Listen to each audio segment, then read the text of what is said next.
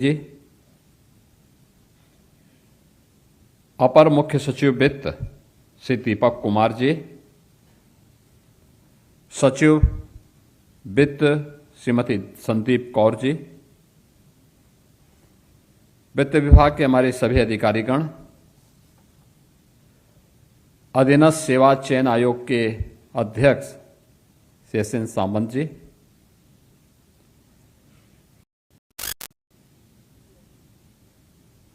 अधीनस्थ सेवा चयन आयोग की परीक्षा में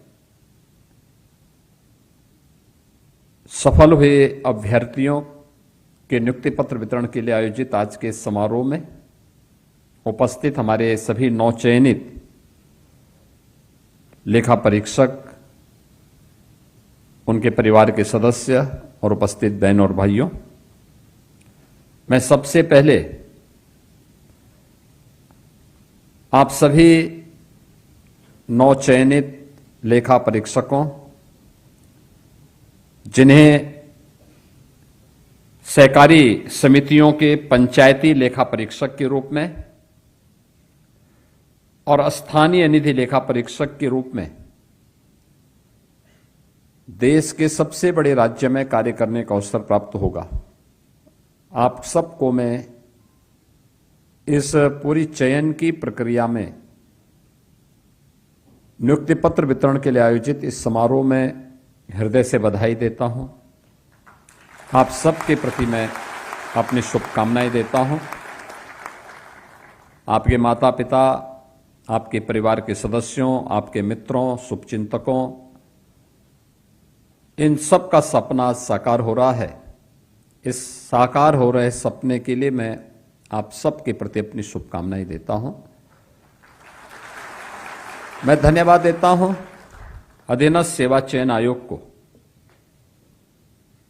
जिन्होंने इस पूरी प्रक्रिया को पूरी निष्पक्षता के साथ, पूरी पारदर्शिता के साथ संपन्न किया है और आज आप सबको ये नियुक्ति पत्र वितरण के समारोह के साथ जुड़ने का अवसर प्राप्त हो रहा है। आपने बदलते हुए भारत के बदलते हुए उत्तर प्रदेश को देखा है। 2017 के पहले का उत्तर प्रदेश क्या था, 2017 के बाद का उत्तर प्रदेश क्या है, ये किसी से छुपा हुआ नहीं है। लेकिन ये केवल बदलाव किसी एक क्षेत्र में नहीं हुआ, हर एक क्षेत्र में। और जिस क्षेत्र में उत्तर प्रदेश सरकार ने बेहतरीन प्रदर्शन किया है, उसमें सुरक्षा और कानून का राज हो, ये किसी भी सरकार की प्रायोरिटी होती है।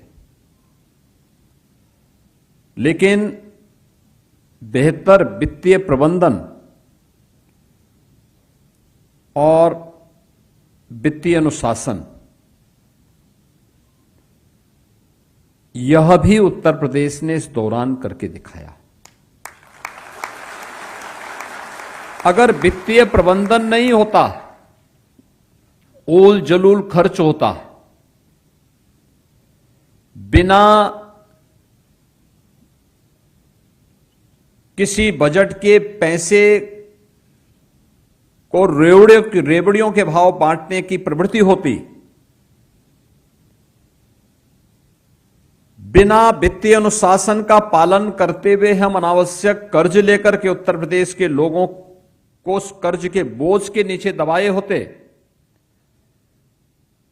तो आज उस बीमारू राज्य को, जो बीमारू था 2017 के पहले, जिस उत्तर प्रदेश को कोई 2017 में कोई बैंक, कोई वित्तीय संस्थान कर्ज देने को तैयार नहीं था, उस उत्तर प्रदेश को हम आज भारत का रेवेन्यू सरप्लस प्रदेश नहीं बना पाते, नहीं बना पाते। हमने वित्तीय अनुशासन का पालन भी किया है, बेहतर वित्तीय प्रबंधन का काम भी किया है, और इसके लिए वित्त विभाग की टीम, स्थानीय लेखा और पंचायत लेखा से जुड़े हुए जो परीक्षक हैं, वह भी वित्त विभाग की इस टीम का एक इंटरनल पार्ट होने के नाते उन्होंने उस वित्तीय प्रबंधन को बनाने का प्रयास किया और उसी का परिणाम है कि हम लोगों ने उत्तर प्रदेश की अर्थव्यवस्था को 3 गुना करने में सफलता प्राप्त की, प्रति व्यक्ति आय को 3 गुना करने में सफलता प्राप्त की, उत्तर प्रदेश के बजट को उत्तर प्रदेश के आकार के अनुरूप 3 गुना करने में सफलता प्राप्त की। और आज परिणाम है, मुझे याद है 2017 में हमारी नई नई सरकार आई थी।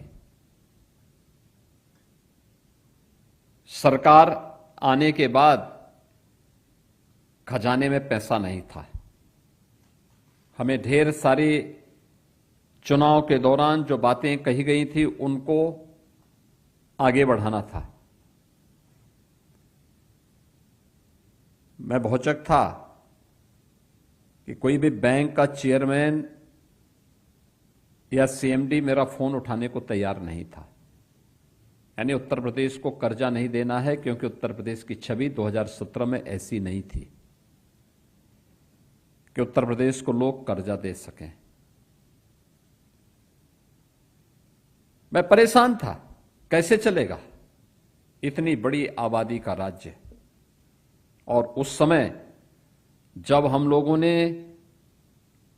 फिर कार्य करना प्रारंभ किया, मैंने उसी समय तय किया था कि भाई बैंक से पैसा नहीं लेंगे, किसी वित्तीय संस्थान के सामने नहीं जाएंगे, अपने रिसोर्सेस बढ़ाएंगे, वित्तीय अनुशासन को ठीक करेंगे, बेहतर वित्तीय प्रबंधन का उदाहरण प्रस्तुत करेंगे।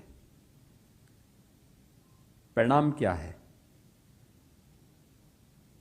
आज उत्तर प्रदेश सरकार कोई बड़ा प्रोजेक्ट लेके आती है। आपने देखा होगा अभी गंगा एक्सप्रेसवे, जो देश का सबसे बड़ा एक्सप्रेसवे, लगभग 600 किलोमीटर लंबा है। जब गंगा एक्सप्रेसवे को हम बना रहे थे तब भी हम लोग बैंक के पास नहीं गए कि हमें कर्जा चाहिए। याद करिए, गंगा एक्सप्रेसवे में कुल 36,000 करोड़ रुपए से अधिक पैसा लगा है। और लगा ही नहीं है, इसके अलावा उसमें 9 इंडस्ट्रियल एंड लॉजिस्टिक हब अलग से विकसित हो रहे हैं। उसके लिए भी लगभग 7,000 एकड़ लैंड अतिरिक्त ली गई है। कुल मिलाकर के अगर आप देखेंगे तो इस पूरे एक्सप्रेस वे पर 42,000 करोड़ रुपए से अधिक खर्च हुए हैं, एक्सप्रेस वे के साथ साथ इंडस्ट्रियल क्लस्टर और लॉजिस्टिक हब के निर्माण के लिए।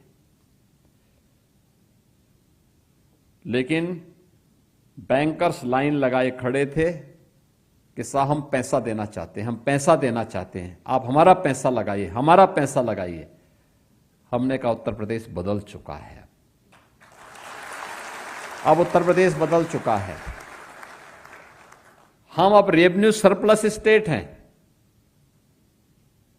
लगातार कर्ज जो पिछली सरकारों ने लिया था, उस कर्ज को हम नीचे करने में सफल हुए हैं और उत्तर प्रदेश की अर्थव्यवस्था को हम काफी आगे बढ़ा चुके हैं। अब देश के टॉप 3 अर्थव्यवस्था में कोई नाम आता है तो यूपी का नाम आता है। पहले बॉटम 3 में यूपी का नाम आता था। अब उत्तर प्रदेश में हर व्यक्ति निवेश करना चाहता है, हर वित्तीय संस्था ने आना चाहता है। याद करिए कितनी बड़ी भूमिका आपकी है। अगर यह वित्तीय प्रबंधन और वित्तीय अनुशासन नहीं होता, हम कुछ नहीं कर सकते थे। मनमानापन होता, लूट मची होती, हर व्यक्ति तबाह रहता, सुविधाएं लोगों को नहीं मिलती, बिजली नहीं मिलती, चलने के लिए सड़कें नहीं मिलती।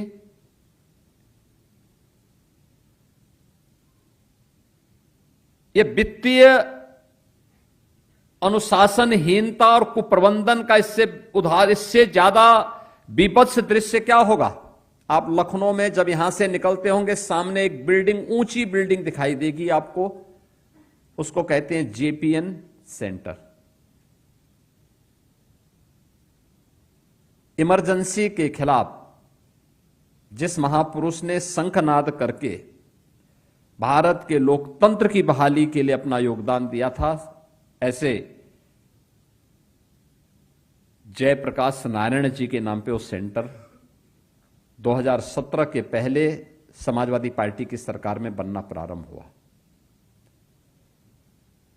लागत थी 200 करोड़, खर्च हो गए 860 करोड़ और अभी भी अधूरा। यह है वित्तीय कुप्रबंधन।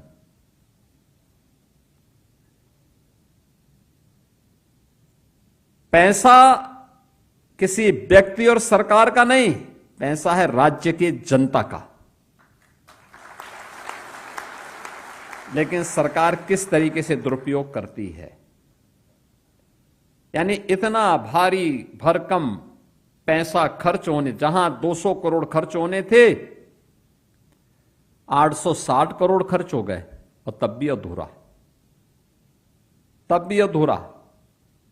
कहने में लोगों को शर्म भी नहीं लगती कि हम ये बना रहे थे। अरे कम से कम जयप्रकाश जी जैसे स्वतंत्रता संग्राम सेनानी और लोकतंत्र को पुनर्जीवित करने वाले उस महापुरुष के नाम को तो अपमानित नहीं करते। लेकिन यह दृश्य प्रदेश की राजधानी लखनऊ में, और ये अकेले यहीं पे नहीं हुआ। हमारे प्रदेश के अंदर 1 दर्जन से अधिक ऐसे मामले हैं जो बड़े बड़े मामले हैं, जिसमें हजारों करोड़ रुपए का वारा न्यारा हुआ। वित्तीय कुप्रबंधन यही है।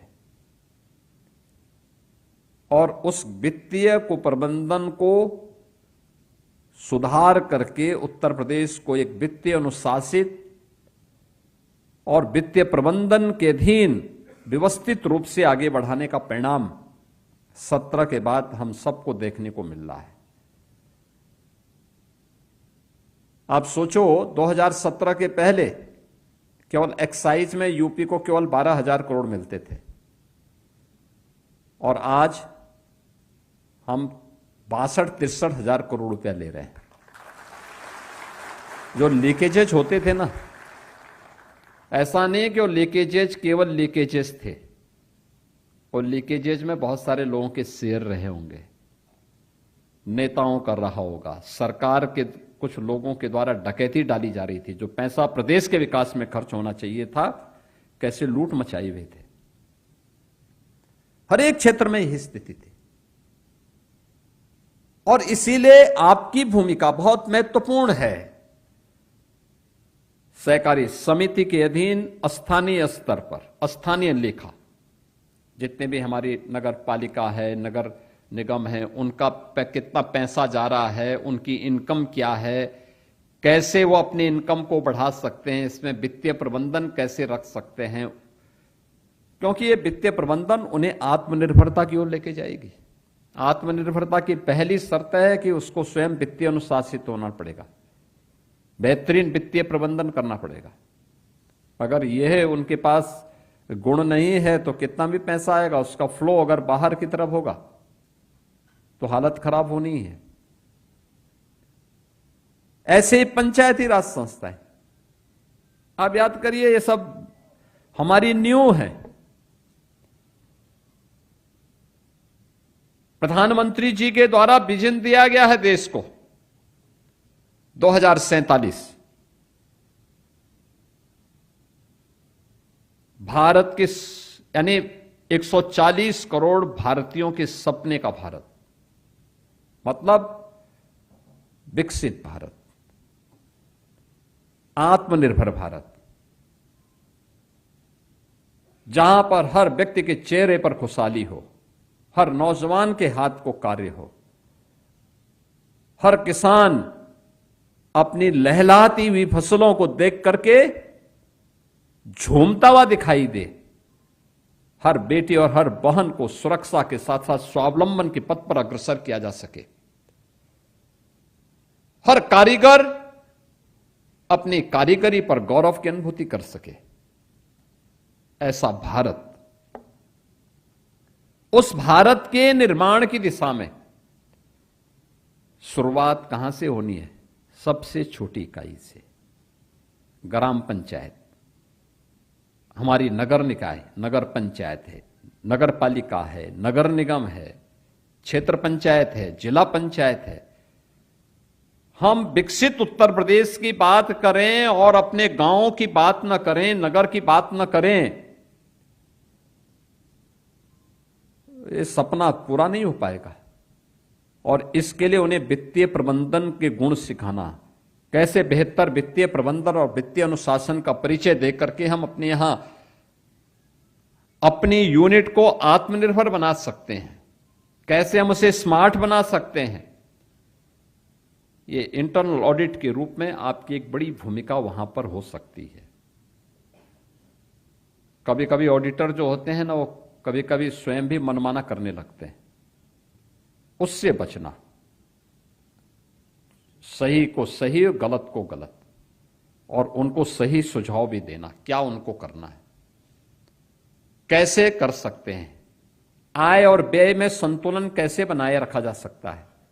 ये सभी बातों को बेहतर तरीके से अगर आप बता पाएंगे तो नींव हमारी मजबूत होगी और विकसित भारत और आत्मनिर्भर भारत की नींव मजबूत होगी तो विकसित उत्तर प्रदेश की संकल्पना को आगे बढ़ाने में कोई समस्या नहीं। और यह कार्य आपका है, यही दायित्व है, इसी की आपको ट्रेनिंग मिलनी है। आपने देखा होगा ये 500 जो लेखा परीक्षक चयनित हुए हैं, आप में से एक भी व्यक्ति ने, किसी ने भी सिफारिश नहीं की होगी, किसी ने भी नहीं। मैं मंच पे जो 2 लोग शाहजहांपुर के थे उनको इसलिए बोल रहा था क्योंकि वित्त मंत्री उन्हीं के क्षेत्र के थे, लेकिन वित्त मंत्री को भी नहीं पता होगा कि हमारे शाहजहांपुर के किसी व्यक्ति का चयन हो रहा है, क्योंकि वो उतना गोपनीय होता है, किसी को नहीं पता होता है। पूरी प्रक्रिया इतनी गोपनीय होती है कि मुझे भी नहीं पता होता है, वित्त मंत्री को भी नहीं पता होता है, एडिशनल चीफ सेक्रेटरी वित्त को भी नहीं पता होता है। पूरी प्रक्रिया इतनी गोपनीय तरीके से, ट्रांसपेरेंट और पारदर्शी तरीके से संपन्न की जाती है। आप सब 500 लोग यहां बैठे हैं। अधीनस्थ सेवा चयन आयोग ने जिन्होंने इस पूरी प्रक्रिया को संपन्न किया, उसके चेयरमैन यहां बैठे हैं। आप में से कोई जानता भी नहीं होगा कि ये चेयरमैन है, और उनके नेतृत्व में इस पूरी प्रक्रिया को उसी के तहत वो किया गया, संपन्न किया गया, और परिणाम है आज आपको नियुक्ति पत्र वितरित हो रहे हैं। क्या जितने भी अभ्यर्थी रहे होंगे, जो भी एप्लीकेंट रहे होंगे, उन सबको लगा कि हां प्रक्रिया बहुत पारदर्शी है। जब प्रक्रिया पारदर्शी है तो किसी को कंप्लेंट करने की आवश्यकता भी नहीं पड़ी। जब किसी को कंप्लेंट करने की आवश्यकता नहीं पड़ी तो न्यायालय को स्टे करने का भी आवश्यकता नहीं पड़ी। 17 के पहले ऐसा नहीं था। देखिए 17 के पहले होता क्या था, कोई परीक्षा होनी है, वो कोई भी हो, नीट के नाम पर जो उस समय की यहां पे मेडिकल की परीक्षा, मेडिकल इंट्रेंस की होती थी, इंजीनियरिंग कॉलेजेस में होती थी, या किसी भी अन्य कोई भी नियुक्ति से जुड़े हुए अधीनस्थ सेवा चयन आयोग का हो, उत्तर प्रदेश लोक सेवा आयोग का हो। उत्तर प्रदेश में माध्यमिक शिक्षा चयन आयोग, उच्चतर शिक्षा चयन आयोग या पुलिस भर्ती की कोई भी परीक्षा होती थी, सबसे पहला तो काम क्या होता था, पेपर बनते समय ही वो लीक हो जाता था। जो बचा रहता था वह चाचा भतीजे की जोड़ी पूरी कर देती थी। कोई गुंजाइश छोड़ते नहीं थे, हर एक जगह से कुछ न कुछ सोची जाती थी, और बाकी जो कुछ बचता था तो भाई चेयरमैन तो सबके बॉस हो गए। तो उस पूरा की पूरी वो कहता था कि अगर फलानी जगह से इतनी सूची आई तो उसका 10 गुना मैं भी कर लेता हूं। होता क्या था, 50 सीट होती थी, वो पता लगा कि 75 लोगों को भर्ती कर दे रहे हैं। अब फिर वो भी एक नया विवाद, फिर कोर्ट को स्टे करना होता था। सफर कौन करता था? यूपी का नौजवान सफर करता था, यूपी का नौजवान। आज आपने देखा होगा इस परीक्षा में हर जाति, हर क्षेत्र, हर संप्रदाय, हर मजहब से जुड़े हुए लोग यहां चयनित होकर के आए।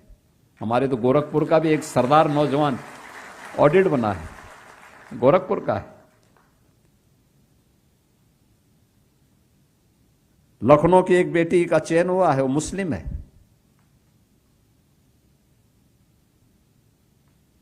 भेदभाव किसी के साथ नहीं, वो योग्य है, उसका चयन होगा, कोई उसको रोक नहीं सकता आगे बढ़ने से। और यही सरकार की कसौटी होती है, यही सरकार की कसौटी है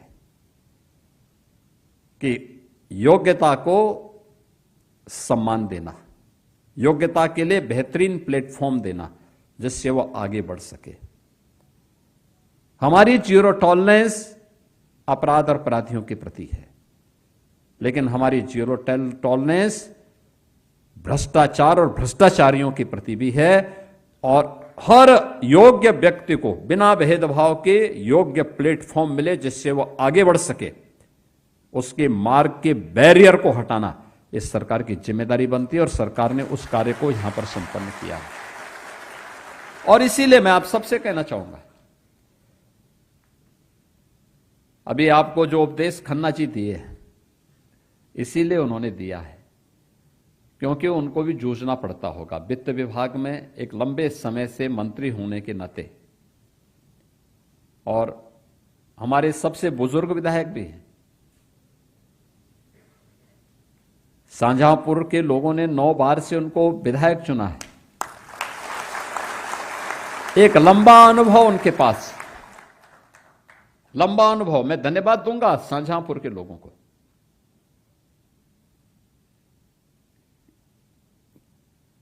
क्योंकि उनके उस अनुभव का लाभ शाहजहांपुर को मिलता है। और उनकी सक्रियता, 5 दिन कहीं भी रहें लखनऊ में या प्रदेश के अंदर कोने में, लेकिन शनिवार रविवार के दिन तो शाहजहांपुर जरूर पहुंच जाते हैं। मैं कल भी देख रहा था, कल भी वो शाहजहांपुर में थे।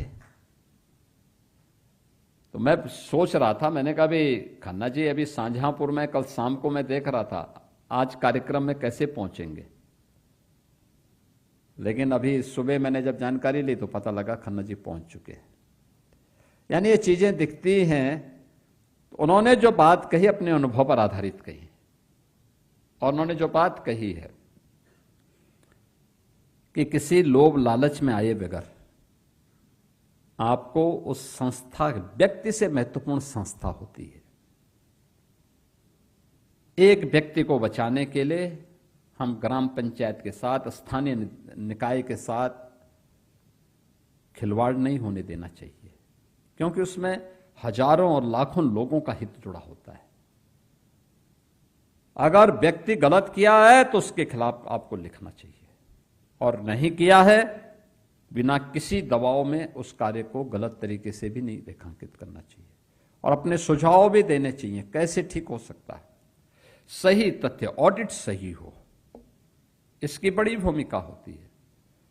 यह बेहतर वित्तीय प्रबंधन को और वित्तीय अनुशासन को आगे बढ़ाने में एक मदद कर सकता है, स्थानीय स्तर पर लोगों को और प्रभावी बना सकता है। और उस दिशा में सरकार चाहती है कि एक प्रयास आगे बढ़ सके। मुझे प्रसन्नता है इस पूरे मामले में कि सहकारी समिति और पंचायती लेखा परीक्षा में जो 371 अभ्यर्थियों का चयन हुआ, उनमें 78 महिलाएं हैं। और स्थानीय निधि लेखा परीक्षा में कुल 124 में से 25 बेटियों ने स्थान प्राप्त किया है। ये चीजें बढ़ती हैं कि अब उस सेक्टर में भी अच्छा रुझान बेटियों के लिए है और उन्होंने उस स्थान को वहां बनाया है।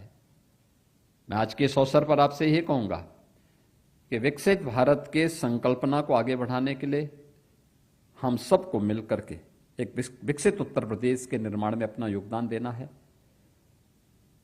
जिस निष्पक्ष और पारदर्शी तरीके से सरकार आपको नौकरी उपलब्ध करवा रही है, आज उसी का परिणाम है। हम 9 लाख से अधिक लोगों को नौकरी दे चुके हैं। कल भी हम लोगों ने नियुक्ति पत्र दिए थे। लगातार पिछले 1 महीने में चौथा या 5वां नियुक्ति पत्र वितरण का कार्यक्रम है।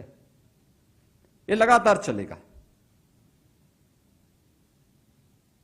9 लाख से अधिक भर्ती हम कर चुके हैं सरकारी नौकरियों में। कोई उंगली नहीं उठा सकता, कोई व्यक्ति उंगली नहीं उठा सकता। सरकार की नीतियों के कारण आज एमएसएमई सेक्टर में 3 करोड़ लोग रोजगार प्राप्त कर रहे हैं। कानून का राज होने के कारण लाखों नौजवानों को यहां पर हुए निवेश में रोजगार और नौकरी प्राप्त हुई है। अलग अलग सेक्टर में आत्मनिर्भरता के लक्ष्य को प्राप्त किया जा रहा है। कहीं ड्रोन दीदी के रूप में, लखपति दीदी के रूप में, कहीं वीसी सखी के रूप में, कहीं मिल्क प्रोड्यूसर के रूप में। ये बेहतरीन उदाहरण है। कहीं पीएम स्टार्टअप के रूप में, कहीं पीएम स्टैंड अप के रूप में, कहीं पर मुख्यमंत्री युवा उद्यमी स्कीम के अंतर्गत आज नौजवानों को आत्मनिर्भरता के पथ पर अग्रसर किया जा रहा है। सरकार अपने डबल इंजन की सरकार प्रधानमंत्री मोदी जी के विजन के अनुरूप प्रभावी ढंग से उनके विजन को जमीनी धरातल पर क्रियान्वित करने के लिए पूरी प्रतिबद्धता के साथ कार्य कर रही है। हम सब भी उस अभियान का हिस्सा बने। जो व्यक्ति जिस क्षेत्र में काम कर रहा है उसमें राष्ट्र प्रथम के भाव के साथ कार्य करेगा तो परिणाम आएगा, और हम सब मिलकर के उस दिशा में प्रयास कर सकेंगे। इस विश्वास के साथ मैं एक बार फिर से आप सभी को हृदय से बधाई देता हूं। आपके माता पिता, आपके परिवार के सदस्यों जिनका सपना साकार हो रहा है आपकी इस सफलता के कारण, उसके लिए मैं आप सबको, आपके परिवार के सभी सदस्यों को भी हृदय से बधाई देता हूं, अपनी शुभकामनाएं देता हूं। अधीनस्थ सेवा चयन आयोग को इस पूरी प्रक्रिया को पारदर्शी तरीके से संपन्न करने के लिए हृदय से धन्यवाद देता हूं, और आप सबका यूपी गवर्नमेंट का पार्ट बनने के लिए भी आप सबका स्वागत करते अपनी वाणी को विराम देता हूं। धन्यवाद। जय हिंद।